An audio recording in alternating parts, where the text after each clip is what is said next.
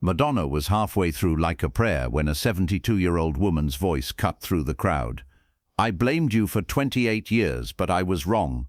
What Madonna did next brought 45,000 people to tears and changed how we talk about acceptance forever. It was June 14, 2017, at the O2 Arena in London. Madonna was performing her Rebel Heart tour, and the energy was electric. She'd already worked the crowd into a frenzy with Material Girl, Vogue, and Express Yourself. Now she was settling into the emotional part of her set, connecting with her audience on a deeper level. The arena was packed with 45,000 fans, from teenagers to people who'd followed her since the 1980s. The lights were dim, the mood intimate, and Madonna was pouring her heart into Like a Prayer. But in section 412, in the upper balcony's cheapest seats, sat a 72-year-old woman who had driven 6 hours from Manchester. A woman who had never been to a Madonna concert before. A woman who, 28 years earlier, had publicly blamed Madonna for destroying her daughter's life. Her name was Margaret Collins, and she was carrying a secret that had eaten her alive for nearly 3 decades. Let's go back to 1989. Madonna had just released her Like a Prayer video. The video was controversial, featuring religious imagery that outraged conservative groups worldwide. Pepsi pulled their sponsorship, the Vatican condemned it, and parents panicked about Madonna's influence. In a small town outside Manchester, England, 16-year-old Sarah Collins was watching that video for the 50th time. Sarah had been struggling with something she couldn't name. She felt different. She didn't have crushes on boys like her friends did. When she saw Madonna, so confident and unapologetic, something inside her clicked. Sarah's parents, Margaret and Robert Collins, were devout Catholics. Robert worked in banking. Margaret was a homemaker, and they'd raised their 3 children with strict traditional values. They had high hopes for Sarah: university, marriage, grandchildren. But Sarah was gay, and watching Madonna challenge authority and live her truth gave Sarah the courage to finally admit it to herself. 2 weeks after the video came out, Sarah came out to her parents. The reaction was devastating. Robert screamed, Margaret cried, and begged her to take it back. They forbade her from seeing friends. They took away her Madonna posters, her cassettes, everything. They blamed Madonna for putting these ideas in their daughter's head. Robert gave an interview to their local newspaper. "Madonna is corrupting our children. My daughter was normal until she started listening to this woman's music. Now she's confused and making choices that will ruin her life." The article made regional news. Madonna's music was pulled from local radio stations, and Sarah was sent to a therapist who specialized in fixing gay teenagers. The therapy was brutal. The rejection was worse. Sarah stopped eating, stopped sleeping, stopped being Sarah. On a cold November night in 1989, 8 months after coming out, Sarah swallowed a bottle of pills. Her note said simply, "I'm sorry I'm not who you wanted me to be." Margaret found Sarah unconscious at 11 p.m. The ambulance arrived within minutes. Sarah's stomach was pumped, and she survived, but barely. While Sarah recovered in the hospital, Margaret called that same newspaper. "Madonna nearly killed my daughter," she told the reporter through tears. Her music, her videos, her message poisoned my little girl's mind. Sarah tried to take her own life because of what that woman made her believe. The story ran with the headline, "Mother blames Madonna for daughter's suicide attempt." Madonna saw that article. It kept her up at night. The thought that a 16-year-old had tried to end her life and that her mother blamed Madonna was something she carried for years. But here's what Margaret and Robert didn't know. Sarah didn't try to kill herself because of Madonna. Sarah tried to kill herself because of how her parents reacted to who she was.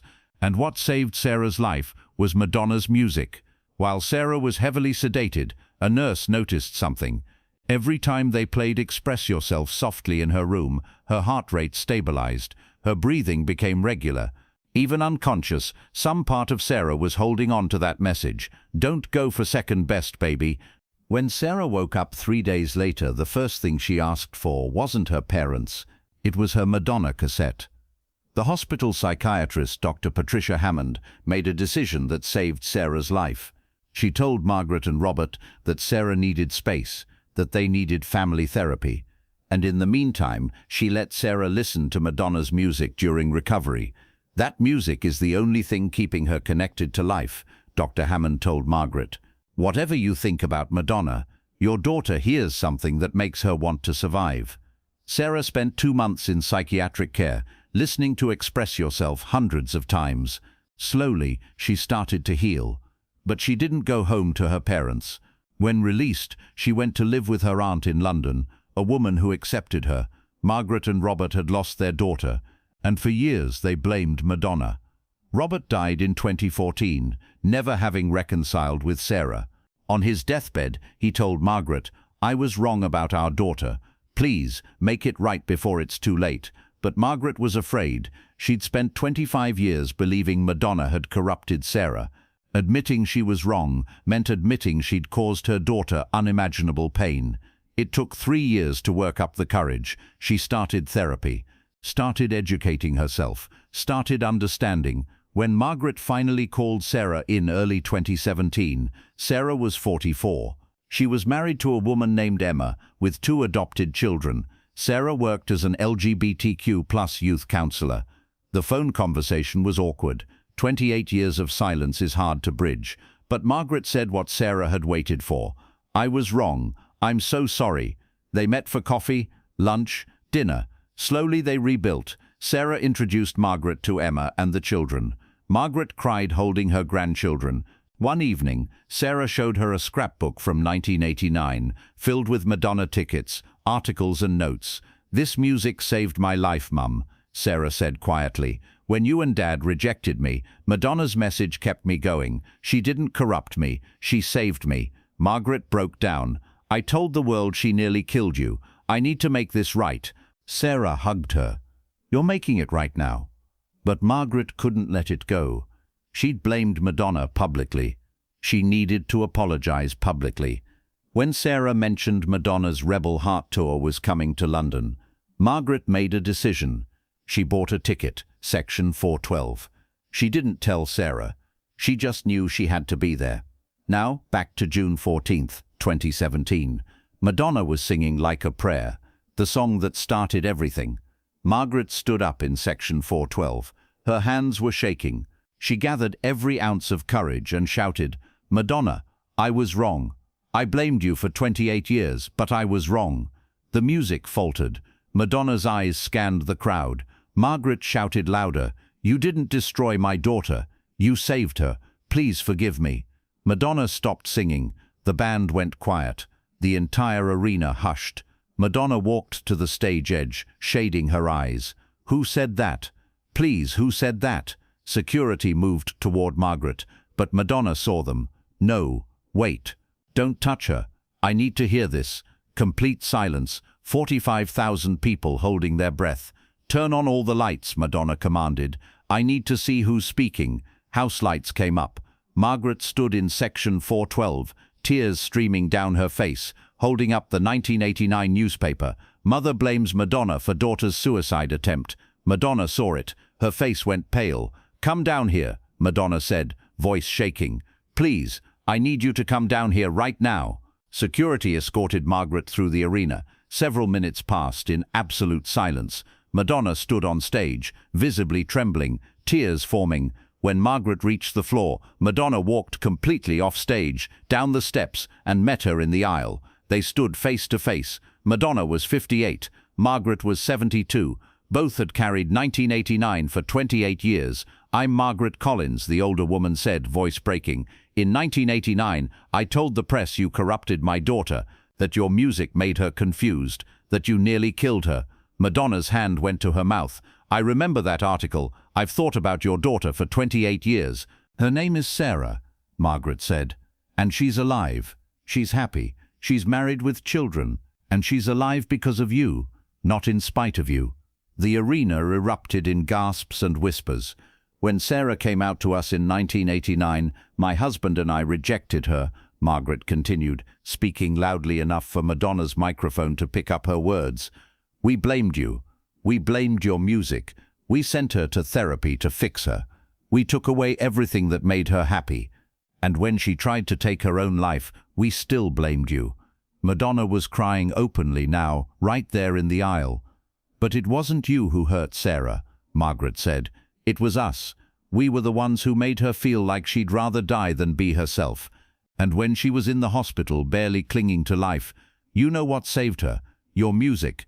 The nurses said that when they played Express Yourself, her vital signs stabilized. She held on because your message told her she was worth something. Madonna reached out and took Margaret's hands. For 28 years, I've carried guilt I couldn't save my daughter from my own ignorance, Margaret said. For 28 years, I blamed you when I should have been thanking you. Madonna, I was wrong. I'm so deeply wrong. And I'm standing here, in front of 45,000 people, asking you to forgive me. Madonna pulled Margaret into a tight embrace, both women sobbing. The arena remained silent except for the sound of thousands of people crying along with them. After a long moment, Madonna spoke into her microphone, her voice thick with emotion. "Where's Sarah now?" "She's home with her wife and children," Margaret said. "She doesn't know I'm here. She works as a counselor now, helping LGBTQ teenagers who are going through what she went through."